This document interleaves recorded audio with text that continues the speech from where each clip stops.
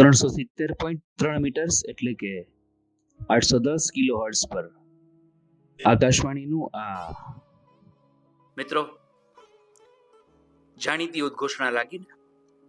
હા, આકાશવાણીના રાજકોટ કેન્દ્રના કોઈ પણ એનાઉન્સર જ્યારે મુખ્ય ચેનલ પરથી ઉદ્ઘોષણાની શરૂઆત કરે ત્યારે આવું જ બોલે. આ ઓળખ છે ઓલ ઇન્ડિયા રેડિયોના રાજકોટ કેન્દ્રની.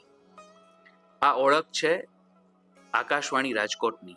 અને આકાશવાણી રાજકોટ ઓળખ છે સૌરાષ્ટ્રની લોક સંસ્કૃતિ, સૌરાષ્ટ્રના લોક સાહિત્ય, સૌરાષ્ટ્રના વિવિધ પ્રકારના બનાવો અને સૌરાષ્ટ્રની ધરતીની સોડમ. 8મી જૂને ભારતમાં પ્રસારણ શરૂ થયું એને 90 વર્ષ પૂરા થશે. આ 9 દાયકામાં આકાશવાણીના રાજકોટ કેન્દ્રના 7 દાયકા પણ અભિન્ન રીતે એમ કહીએ કે એક પ્રવાહમાં ભળેલા છે. 4 જાન્યુઆરી 1955ના દિવસે આકાશવાણીનું રાજકોટ કેન્દ્ર આરંભાયું અને આરંભાયો સૌરાષ્ટ્ર માટે પ્રસારણ ક્ષેત્રનો એક અધ્યાય જે રાષ્ટ્ર સુધી પહોંચ્યો. આ 70-71 વર્ષમાં ઓલ ઇન્ડિયા રેડિયોએ સૌરાષ્ટ્રના લોકસંગીતનું જતન કર્યું, તેનું સંવર્ધન કર્યું, સંગ્રહ નહીં પણ સંચય કર્યો. ક્યાંય અંતરિયાળ વિસ્તારમાં ગાતા કોઈ લોકગાયક સ્ટુડિયોમાં આવતા થયા.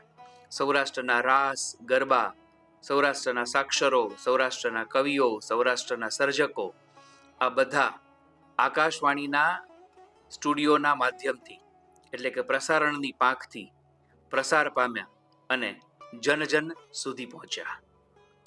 આખી યાત્રા બહુ લાંબી છે. અહીંયા આ યાત્રાના કેટલાક સ્મરણ આપણી સાથે વહેંચે છે આકાશવાણી રાજકોટના ભૂતપૂર્વ સ્ટેશન ડિરેક્ટર અને વરિષ્ઠ પ્રસારણકર્મી કવિ યજ્ઞેશ દવે. મારું નામ યજ્ઞેશ દવે. આકાશવાણીમાં લગભગ 30 વર્ષ મેં સર્વિસ કરી અને પ્રોગ્રામ એક્ઝિક્યુટિવ તરીકે જોડાયો અને સ્ટેશન ડાયરેક્ટર તરીકે હું નિવૃત્ત થયો. અને આ 30 વર્ષની અંદરમાંથી 15 વર્ષથી વધારે વર્ષ એ આકાશવાણી રાજકોટમાં રહ્યો.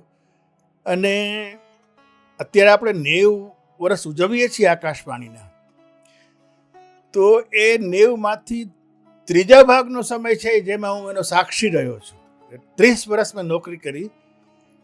મેં નોકરી કરી ત્યારે એનો એક સુવર્ણ યુગ છે એ આથમવાની તૈયારીમાં હતો, પણ પૂરેપૂરો આથમ્યો નહોતો. અત્યારે તો એ ભલે થોડુંક પાછળ પડી ગયું એવું લાગે, પણ એક જમાનામાં જે આકાશવાણીએ કામ કર્યું છે આ 90 વર્ષમાં, અને આપણે જો રાજકોટની વાત કરીએ તો એણે જે આ 71 વર્ષની અંદર જે કામ કર્યું છે એનો જોટો હજી જડે એમ નથી. કોઈ પણ ચેનલ એ વિડીયો હોય કે ઓડિયો હોય એણે આ પ્રકારનું કામ હજી સુધી કર્યું નથી અને હવે તો થઈ શકે તેમ પણ નથી, કારણ કે એ સમયગાળો પણ જતો રહ્યો છે. એ માણસો પણ અત્યારે હયાત નથી. એટલે વિચાર કરો કે રાજકોટની અંદર સ્ટેશન થપાવવું જોઈએ એ માગણી લઈને દુલાભાઈ કાક સાથે બધા દિલ્હીમાં રજૂઆત કરવા ગયા અને એમની રજૂઆતથી એટલા ખુશ થયા કે એક રેડિયો સ્ટેશન મંજૂર થઈ ગયું. અને સૌરાષ્ટ્રની અંદર એની લોક સંસ્કૃતિ, એનું જે આખું આપણી જે ભાતીગળ લોકગીતો છે, લોક વાર્તાઓ છે અને જે આખી આપણી ભજન પરંપરા છે એ બધાને ધ્યાનમાં રાખીને આ સ્ટેશનને મંજૂરી મળી હતી. આમ જુઓ તો આકાશવાણી અમદાવાદ છે એ કેપિટલ સ્ટેશન ગણાય, એટલે મુખ્ય સ્ટેશન ગણાય. પણ એના કરતાં પણ વધારે પાવરફુલ સ્ટેશન તમે જુઓ તો રાજકોટ છે. ટ્રાન્સમીટરની રીતે પણ પાવરફુલ છે અને સૌથી વધુ સંભળાતું સ્ટેશન હોય એ પણ રાજકોટ છે. એ સવારના ભજનોથી માંડીને રાતના કાર્યક્રમો સુધી હજી આજે પણ એ લોકોમાં લોકપ્રિય છે. અને આપણે વિચાર કરીએ, જો આપણે સંગીતની જ વાત કરીએ તો કેટલા બધા કલાકારો આકાશવાણી રાજકોટના હિસાબે આપણી પાસે અત્યારે સચવાયેલા રહ્યા.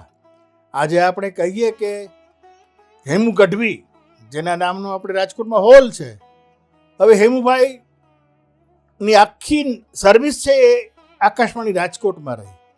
અને એના જેવો જે એક ભવાઈ કલાકાર હતા, એ ભવાઈ કલાકારને એક પાસા પાડવાનું કામ પણ રાજકોટે કર્યું એમ કહેવાય, કે એમની જે પ્રતિભા હતી એનો પૂરેપૂરો ઉપયોગ કર્યો. હેમુભાઈ જેવો અવાજ હજી સુધી તો મળ્યો નથી. અને કહે છે કે કેટલીક વસ્તુઓ છે ફિનોમિના હોય છે, કેટલીક ઘટનાઓ હોય છે, એ બને તો બને ને ન બને તો સદીઓ સુધી ન બને.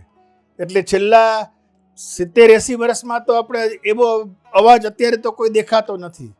એટલે આપણે કહીએ કે સુરતાની વાડીનો એ મીઠો મોરલો, એ એમનું જે કંઈ સચવાયું એ આકાશવાણીમાં પોતે સર્વિસ કરતા એના હિસાબે. અને આમ જુઓ તો એક ધૂળ ધોળેનો ધંધો પણ આકાશવાણીએ કર્યો. આજે રાજકોટ આકાશવાણીએ દિવાળીબેનની ભેટ આપી. દિવાળીબેન તો એક સાદા એક ભીલ મહિલા ત્યાં ગરબીઓ ગૌરવતા, એ ગરબીઓ ગૌરવતા ને એમાંથી આકાશવાણીના ઓફિસર એ બાજુ જઈ ચડ્યા અને અવાજ સાંભળ્યો કે આ તો કોયલ જેવો મીઠો અવાજ છે, આમને તો રેડિયોમાં આવવું જોઈએ. અને એ રીતે દિવાળીબેનનો રેડિયોમાં પ્રવેશ થયો અને આજે પણ એટલા જ લોકપ્રિય છે દિવાળીબેન ભીલના ગીતો. અને એ પછી તો એમણે ફિલ્મમાં પણ ગાયું. એટલે આવા ખૂણે ખાંચરે પડેલા કેટલા કલાકારો આકાશવાણી એ સાચવ્યા અને હજી એ સચવાય છે. આજે આપણે જો વાત કરીએ લોકગીતોની, તો લોકગીતોમાં કેટલા બધા લોકો હતા.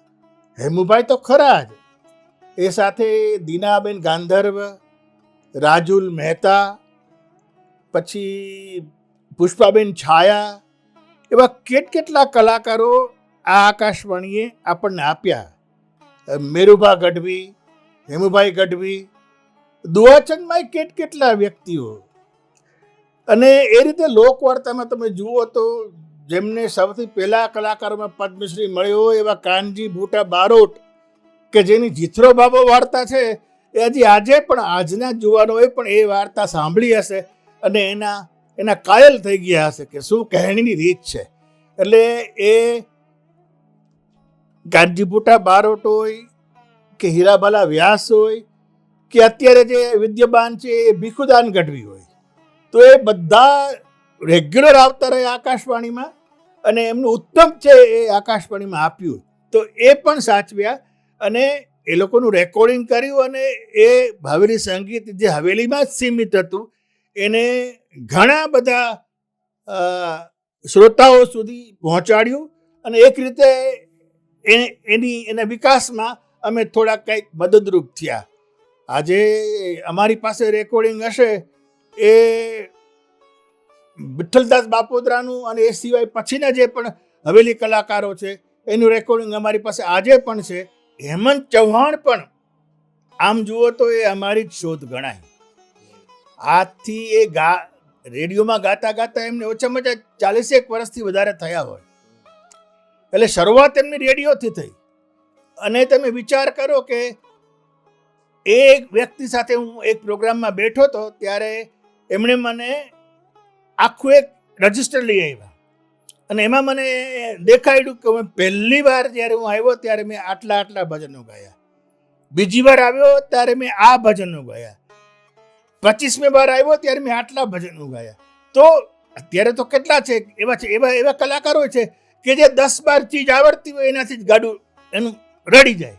જ્યારે હેમંતભાઈએ તો એક વખતે નવા ભજનો તૈયાર કર્યા અને આપ્યા. એટલો બધો એમનો સાથ મળ્યો. આજે કોઈ વાર અમે શ્રોતાઓ પાસે અમે જે કાર્યક્રમો કરતા હોઈએ છીએ કે શ્રોતાઓની વચ્ચે જઈને અમે કાર્યક્રમો કરતા હોઈએ છીએ, અમે કોન્સર્ટ જેને કહી શકાય. તો ઘણીવાર એવું બન્યું છે કે અમારી કોન્સર્ટની ડેટ હોય એની આસપાસ હેમંતભાઈની કોઈ 12 ડાયરાઓ ગોઠવાઈ ગયા હોય, તો હેમંતભાઈ અમને માન આપીને ઓલા ડાયરાની જે ડેટ છે એ પાછળ કરી હોય. એટલે ઘણા કલાકારો એવા છે કે જે માને છે કે આકાશવાણી તો અમારું પિયર છે, અહીંયા આવીએ ત્યારે એમને કુટુંબની લાગણી થાય છે. એટલે બીજે ક્યાંય સહકાર બીજી કોઈ જગ્યાએ આટલો કલાકારોનો મળતો નથી. અને આકાશવાણીનો ઉભય પક્ષ છે. આકાશવાણીએ પણ એમને એટલું આપ્યું છે ને એ લોકોએ પણ અમને ઘણું બધું આપ્યું છે. કેવા કેવા મહાનુભાવોની મુલાકાતો આકાશવાણીએ રેકોર્ડ કરી આ વિસ્તારના. સૌથી પહેલાં યાદ આવે મને આપણા મનુભાઈ પંચોળી દર્શક, કે જેમની પણ લાંબી 2 મુલાકાતો રેકોર્ડ થઈ, એમના આખા જીવનને આવરી લેતી મુલાકાતો. અને એ થયા પછી હું જ્યારે અહીંયા આવ્યો ત્યારે પછી મને થયું કે આમનું શક્ય એટલું રેકોર્ડિંગ આપણે કરી લેવું જોઈએ.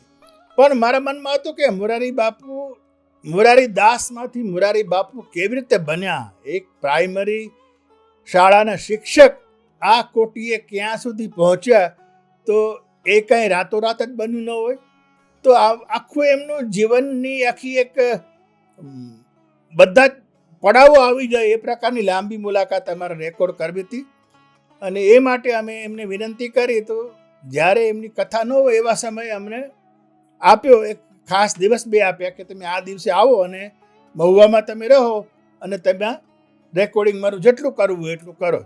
એટલે એમના રેકોર્ડિંગ માટે મુલાકાત લેનાર તરીકે રઘુવીરભાઈ ચૌધરી, આવડા મોટા લેખક, અને કવિ માધવ રામાનુજ આવેલા, અને ત્રીજો હું પણ ઇન્ટરવ્યૂમાં હતો. તો એ પ્રકારે અમે લગભગ 6 થી 8 કલાકનું એમનું મોરારી બાપુનું એમના જીવન વિશેનું રેકોર્ડિંગ કર્યું. એ સારંગીના બહુ જ મોટા કલાકાર ઉસ્તાદ સુલતાન ખાન, કે જે શરૂઆત એમની કરી એ રાજકોટથી કરી. ત્યારે તેમની પાસે સાયકલ પણ નહોતી. એક રાજસ્થાનનો એક ગરીબ છોકરો સારંગી વાદક એ અહીંયા તરીકે જોડાયા હતા, અને પછી તો એની બદલી મુંબઈ થઈ. બીજી એક આકાશવાણી રાજકોટની વિશેષતા, એ આકાશવાણી એન્યુઅલ એવોર્ડ, અલગ અલગ કેટેગરીની અંદર આખા ભારતના બધા જ રેડિયો સ્ટેશન વચ્ચે એક સ્પર્ધા યોજાય, અને એ સ્પર્ધા એમની ભાષામાં જ પાછી એના જ્યુરી મેમ્બર હોય ને સાંભળવાની. એમાં જે કંઈ આવતી હોય સ્ક્રિપ્ટ, એનું અંગ્રેજી અને હિન્દીમાં અનુવાદ થાય. એ જ્યુરી મેમ્બરો છે અંગ્રેજી અને હિન્દી અનુવાદના આધારે એ કાર્યક્રમ સાંભળતા જાય, અને પછી એના આધારે એ લોકો એને ઇનામ પાત્ર ઠેરવે. તો આકાશવાણી રાજકોટને લગભગ આવા 25-26થી વધારે એવોર્ડ મળ્યા આકાશવાણી રાજકોટને.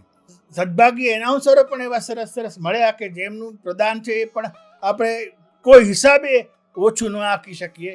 ભરતભાઈ જે કભી કભીથી જાણીતા છે, દેવેનભાઈએ ઘણા બધા નાટકોમાં કામ કર્યું, અને આ રામસાગર ને રણકારે એ આખી સિરીઝ એમણે કરી. તો એવા સારા સારા એનાઉન્સરો અમારી પાસે હતા. મૃદુલાબેન દોશી હતા. આકાશવાણી રાજકોટનું જે પ્રદાન છે ને, એ કદાચ આખા વેસ્ટ ઝોનમાં જે ઉત્તમ સ્ટેશનો હશે એમાંનું એક આ સ્ટેશન છે. અને ગુજરાતમાં તો નિશંકપણે આકાશવાણી રાજકોટે જે પ્રદાન આપ્યું છે એ અનન્ય છે અને અનન્ય જ રહેશે. સંખ્યાબંધ લોકગીતો, ઝવેરચંદ મેઘાણીની રચનાઓ, એ પછી મોરબની થનગાટ કરે હોય કે પછી આપણા લોકજીવન સાથે વણાઈ ગયેલી એક કૃતિ કવળા સાસરિયા હોય, હેમુ ગઢવીનો કંઠ આજે પણ જનજનમાં પ્રિય છે. એલપી એટલે કે રેકોર્ડ્સના સમયથી જે કંઠ સૌરાષ્ટ્રમાં અને ગુજરાતમાં ફેલાયો હતો, તે આજે મોબાઈલના મેમરી કાર્ડ અને પેનડ્રાઈવમાં પણ સચવાયો છે. આ હેમુ ગઢવીથી માંડીને એવા કેટલા બધા કલાકારો, કેટલા બધા કસબીઓ, ગાયકો, ગાયિકાઓ, કવિઓ, અને માત્ર લોકસંગીત કે લોકગીત નહીં, હવેલી સંગીત, શાસ્ત્રીય સંગીત, આ તમામ વિધાઓ, અને એવી જ રીતે રેડિયો પરથી પ્રસારણ પામતી કેટલી બધી બાબતો, એમાં પછી કૃષિનું પ્રસારણ હોય કે પછી હવામાનના સમાચાર હોય કે આવી કોઈ પણ ઘટનાની માહિતી હોય, રેડિયો અહર્નિશમ સેવા મહે એ સૂત્રને અનુસરતો રહ્યો છે. આકાશવાણી રાજકોટને કેટલા બધા એવા અધિકારી મળ્યા જેમણે પોતાના અનુભવનો નિચોડ આ કેન્દ્રને આપ્યો અને આ કેન્દ્રમાંથી અનુભવ લઈ અને અન્ય કેન્દ્રોને પણ તેમણે લાભાન્વિત કર્યા. આ એ કેન્દ્ર છે જ્યાં ગીજુભાઈ વ્યાસ, મીનાક્ષી ઠાકોર એવા કેટલા બધા પ્રસારણ કર્મીઓએ સ્ટુડિયોમાંથી પોતાનો અવાજ વહાવ્યો. એટલું જ નહીં, પરંતુ આકાશવાણી રાજકોટનું વહીવટી માળખું પણ ઘડ્યું. અને આ પરંપરામાં ઘણા બધા નામો છે, વરિષ્ઠ પ્રસારણ કર્મીઓના નામ છે. એ યાદી દીર્ઘ છે એવું નહીં, પણ સુદીર્ઘ છે. અને એ પરંપરાને અત્યારે વહન કરે છે કાર્યક્રમ અધિકારી પ્રેરક વૈદ્ય. આવો આકાશવાણી રાજકોટ નો ભૂતકાળ અને વર્તમાન જાણીએ પ્રેરક વૈદ્ય પાસેથી. હું પ્રેરક વૈદ્ય હાલમાં આકાશવાણી રાજકોટના કાર્યક્રમ અધ્યક્ષ તરીકે સેવારત છું. આકાશવાણીના 90 વર્ષ એની ઉજવણી થઈ રહી છે અને હું એમ કહીશ કે આકાશવાણીની તરુણાઈના વર્ષમાં, એટલે કે જ્યારે 1936માં આકાશવાણીનો ઉદ્ભવ માનીએ તો 1955માં, એટલે કે 19 વર્ષ તેને થયા ત્યારે આકાશવાણી રાજકોટની સ્થાપના થઈ. બહુ જાણીતી વાત છે કે પદ્મશ્રી કવિ દુલાભાઈ કાગે પ્રધાનમંત્રી તે વખતના જવાહરલાલ નહેરુજી સમક્ષ જે લોક સાહિત્ય પીરસ્યું અને એને કારણે આકાશવાણી રાજકોટની સ્થાપના સૌરાષ્ટ્રનું જે ભાતીગળ લોક સાહિત્ય છે એના સંવર્ધન અને સાચવણી માટે થઈ અને કરવામાં આવી. શરૂઆતના દાયકામાં જેને કહેવાય કે તત્કાલીન કાર્યક્રમ અધિકારીઓ અને નિર્માતાઓએ ગામડે ગામડે અને જેને કહેવાય ઝૂંપડે ઝૂંપડે ફરી અને તે વખતના જે લોકઢાળના ગીતો છે, ભજનો છે, આપણી જે પ્રાચીન સંસ્કૃતિ, જે ઓરલ ટ્રેડિશન ચાલી આવી છે, એ રીતે એને ધ્વનિમુદ્રિત કર્યા અને એનો સંગ્રહ થાય એવી વ્યવસ્થા કરી. શરૂઆતના સમયમાં તો બધા જાણે છે કે મેગ્નેટિક ટેપનો જમાનો હતો, એટલે અને સાધનો પણ ટાંચા હતા. એવા સમયમાં આ જે શરૂઆતના કર્ણધારો છે એમણે આ આપણો અમૂલ્ય વારસો છે લોક સાહિત્યનો એ જળવાઈ રહે એ માટેના પ્રયત્નો કર્યા. એટલે અત્યારે જે પ્રસારકો છે, અત્યારના પછી આકાશવાણીના હોય કે બીજા કોઈ માધ્યમો સાથે સંકળાયેલા હોય, તો એ બધાના મૂળમાં આ જે શરૂઆતના કર્ણધારો છે એમની તપશ્ચર્યા રહેલી છે. એટલે ખરેખર તો આ 90 વર્ષની ઉજવણી એ આવા મહાન પ્રસારકોને શ્રદ્ધાંજલિ સ્વરૂપે કહી શકાય. આ જે પ્રસારણ યાત્રા છે એને સમૃદ્ધ બનાવવામાં, ખાસ કરીને આકાશવાણી રાજકોટની પ્રસારણ યાત્રાને સમૃદ્ધ બનાવવામાં જે મહાનુભાવોની તપશ્ચર્યા રહેલી છે એની જો હું વાત કરું તો જે આપણે શરૂઆતમાં જ વાત કરી કવિ શ્રી દુલાભાઈ કાગ, અને એક મને મહત્વની વાત કરવાનું મન થાય છે કે આકાશવાણી રાજકોટ એકમાત્ર એવું કેન્દ્ર છે અથવા તો એ માધ્યમ છે કે જેની પાસે કવિ શ્રી દુલા કાગની લોક રામાયણ એ એમના કંઠમાં સચવાયેલી છે. એ જે પ્રસંગો કાગ બાપુની આગવી શૈલીમાં જેમણે પોતે જ એનું કવિત રચ્યું હોય અને પોતે જ રજૂઆત કરી હોય, એ આકાશવાણી રાજકોટની જે સમૃદ્ધ પરંપરા છે એનું વહન કરે છે. એ રીતે શરૂઆતમાં ગીજુભાઈ વ્યાસ છે, ચંદ્રકાંત ભટ્ટ છે, જયમલભાઈ પરમાર છે અને હેમુ ગઢવી, પિંગળસિંહ ગઢવી, મેરુભા ગઢવી, સુરેશ ઠાકોર, ઉપેન્દ્ર ત્રિવેદી, જુદા જુદા ક્ષેત્રના નિષ્ણાતો અહીંયા એકત્ર થયા અને આકાશવાણીની જે પ્રસારણ યાત્રા છે એને સમૃદ્ધ બનાવવામાં બહુ મહત્વનું યોગદાન આપ્યું. એ પછીની પેઢીમાં તો જેને કહેવાય કે આનંદની વાત થાય આપણને કે પદ્મશ્રી દિવાળીબેન ભીલ છે, પદ્મશ્રી ભીખુદાનભાઈ ગઢવી છે, પદ્મશ્રી હેમંતભાઈ ચૌહાણ છે. આ બધા પોતાની જે આ આગવી યાત્રા, એમની સફળતાની યાત્રાનું શ્રેય આકાશવાણી રાજકોટને આપે છે. આકાશવાણી રાજકોટ સાથે સંકળાયેલા અન્ય પદ્મશ્રી મહાનુભાવોમાં જોઈએ તો અહીંના પૂર્વ કેન્દ્ર નિર્દેશક એવા કવિશ્રી તુષાર શુક્લ આકાશવાણી રાજકોટમાં હતા, તે પણ ગર્વની વાત છે. એ જ રીતે પદ્મશ્રી ડૉક્ટર કે આચાર્ય, પદ્મશ્રી શાહબુદ્દીનભાઈ રાઠોડ, આ બધા મહાનુભાવોના જે ધ્વનિમુદ્રણો છે એ અહીંયા સચવાયેલા છે.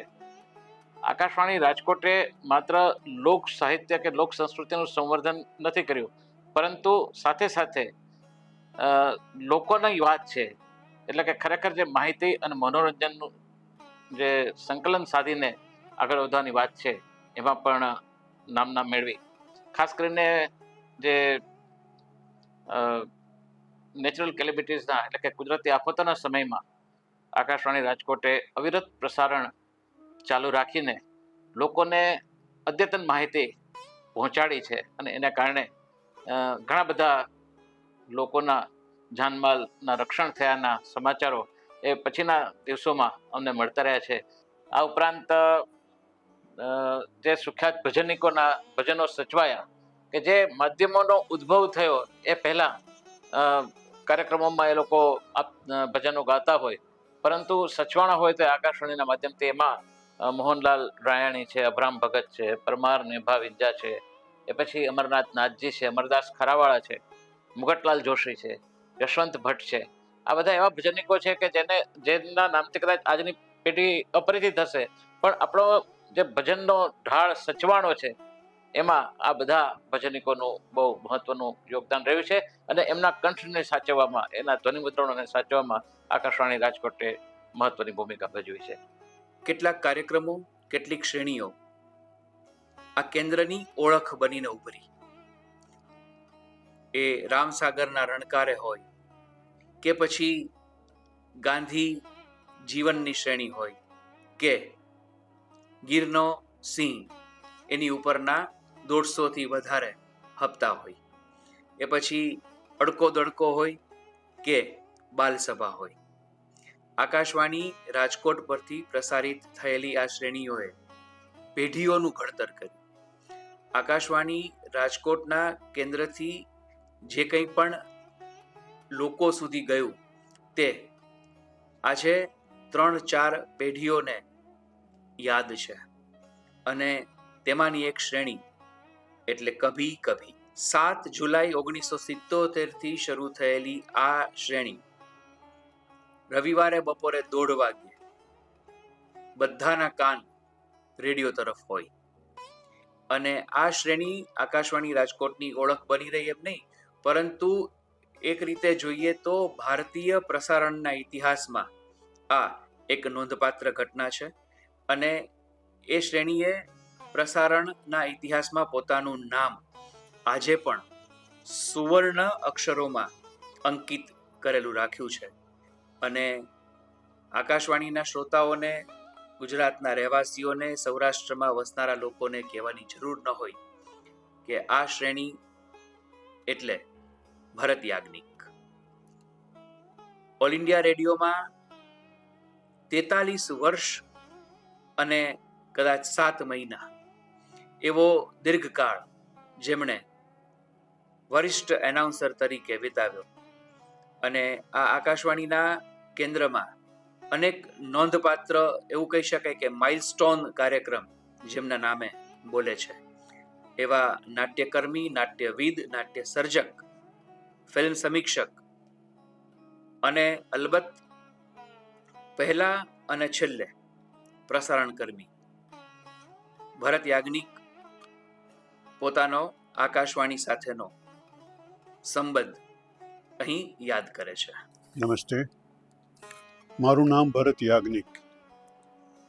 આકાશવાણી રાજકોટથી હું રેડિયો પ્રસારણ કરતો રહ્યો.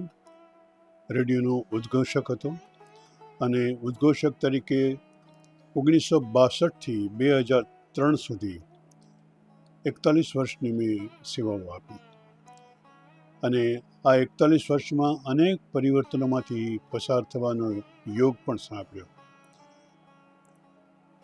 હું જ્યારે આકાશવાણીમાં આવ્યો ત્યારે રાજકોટ કેન્દ્ર હજી પ્રાથમિક તબક્કામાંથી પસાર થઈ રહ્યું હતું અને એ સમયમાં એ વખતના સારામાં સારા સાહિત્યકારો, નાટ્યકારો, કલાકારો એક એક શોધીને આકાશવાણી તંત્ર પોતાના બ્રોડકાસ્ટિંગ માટે લાવતા હતા.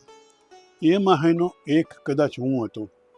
હું તો નાટક માટે પાસ થયેલો માત્ર, પરંતુ મારા નાટકો સાંભળીને એ વખતના કેન્દ્ર નિયામક ગીજુભાઈ વ્યાસે મને એક વખત બોલાવીને કીધું, દીકરા શું કરે છે તું?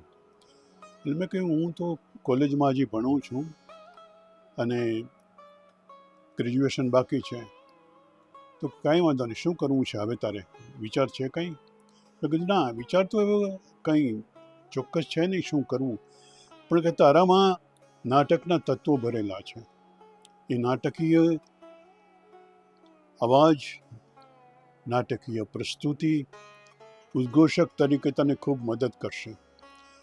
આ એક આર્ષદ્રષ્ટા, ઋષિઓ જેને કહી શકાય એવું એમણે જોયું, અને મારામાં એક આદર્શ ઉદ્ઘોષકના એમને દર્શન થયા, અને મને નિમંત્રણ આપીને 3 વર્ષ સુધી કેઝ્યુઅલ તરીકે બોલાવ્યું. કારણ કે હું અંડર એજ હતો, સરકારી માન્ય ઉંમર મારી થઈ નહોતી હજી, હું માત્ર 17 વર્ષનો હતો.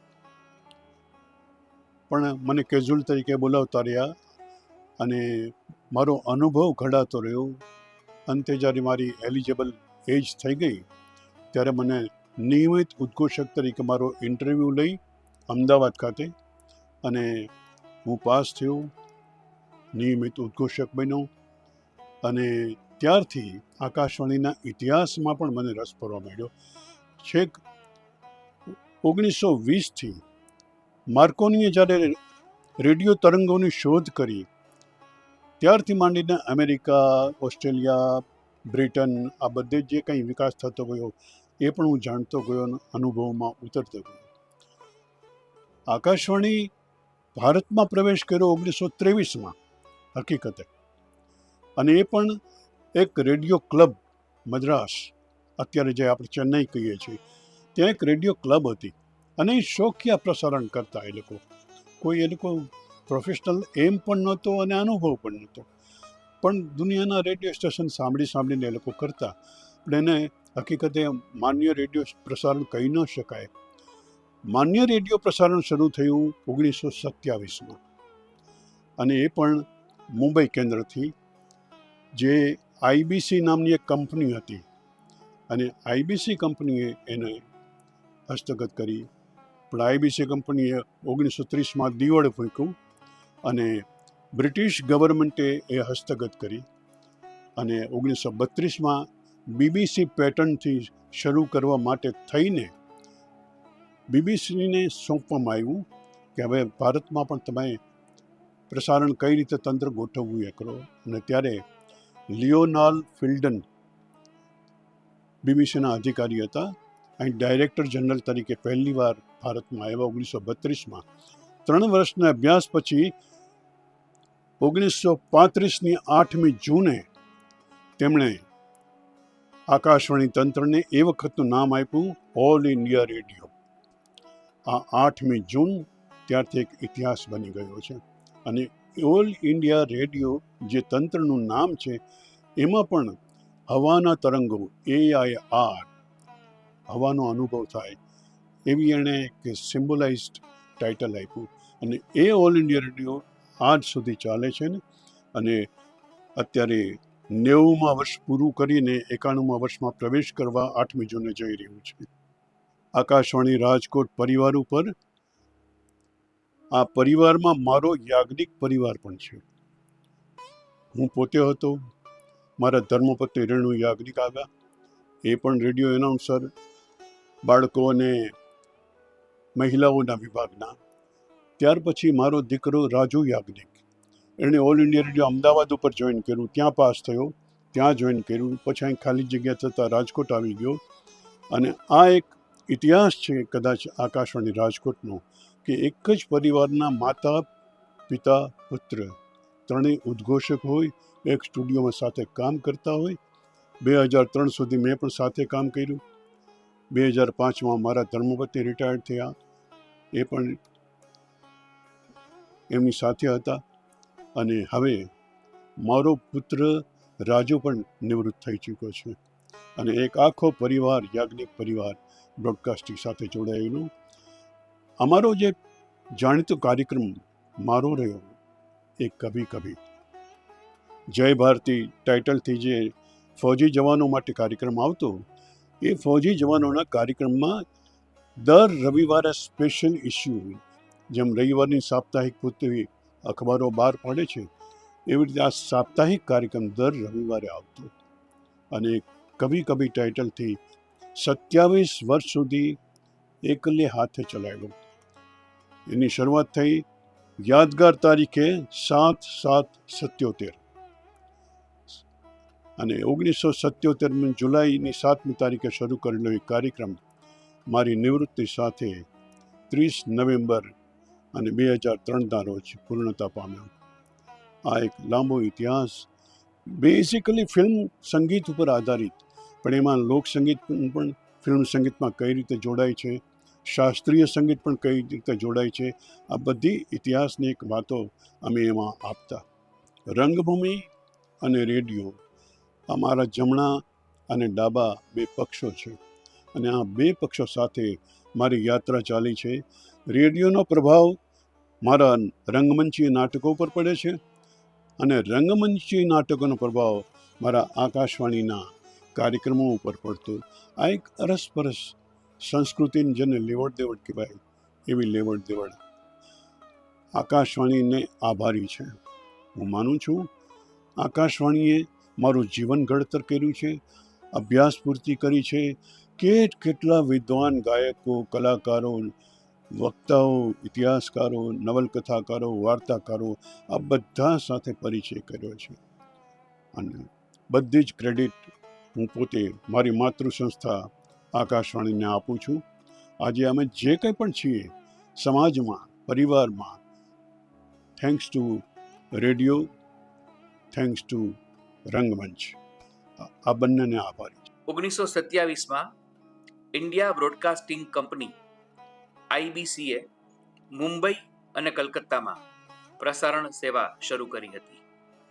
આર્થિક કારણોસર તે પ્રસારણ 3 વર્ષ પછી સમેટાઈ ગયું. 1930માં સરકારે તે સંભાળ્યું અને તેને નામ આપ્યું ઇન્ડિયન બ્રોડકાસ્ટિંગ સર્વિસ. આવું નામકરણ કરાયા પછી 8 જૂન 1936ના દિવસે ISBSનું નામ બદલીને ઓલ ઇન્ડિયા રેડિયો AIR કરવામાં આવ્યું અને એ દિવસથી આરંભ થયો આકાશવાણીનો. પછી તો શબ્દ આવ્યો આવાઝ કી દુનિયા કે દોસ્તો. અને આ પ્રસારણ યાત્રાના અનેક પડાવ છે. આ એક નિરંતર પ્રવાહ છે. આજે ઓડિયો વિઝ્યુઅલ માધ્યમોનો યુગ છે. ટેલિવિઝનનો પ્રવેશ થયો ત્યારે પ્રશ્નાર્થો સર્જાયા હતા કે હવે રેડિયો કોણ સાંભળશે. OTT પ્લેટફોર્મ આવ્યું ત્યારે ટેલિવિઝનની સિરિયલ અને સિનેમા ગૃહો સામે એવા સવાલ થયા હતા કે હવે ટીવી કોણ જોશે, હવે સિરિયલ કોણ જોશે. પ્રસારણના સમૂહ માધ્યમના નિષ્ણાત માર્શલ મેકલુહાને એક થિયરી આપી છે કે કોઈ પણ નવું માધ્યમ એ જૂના માધ્યમનો અંત નથી, પરંતુ તેનો વિસ્તાર અને વ્યાપ છે, એટલે કે એક્સપાન્શન અને એક્સટેન્શન છે. અને આપણે જોઈએ છીએ કે રેડિયો FM સ્વરૂપે આજે પણ લોકોના કાન સુધી પહોંચે છે. આ રેડિયો ઉપર ક્રિકેટની કોમેન્ટ્રી હોય કે જૂના ફિલ્મી ગીતો, એ સાંભળનારો વર્ગ આજે પણ છે. અલબત્ત FMનું પ્રસારણ અને આકાશવાણીનું પ્રસારણ એ બંનેમાં રાજકોટના કોઈ શોરૂમમાં વેચાતા 24 કેરેટના સુવર્ણ અને ઇમિટેશન જ્વેલરી વચ્ચે હોય એટલો તફાવત છે.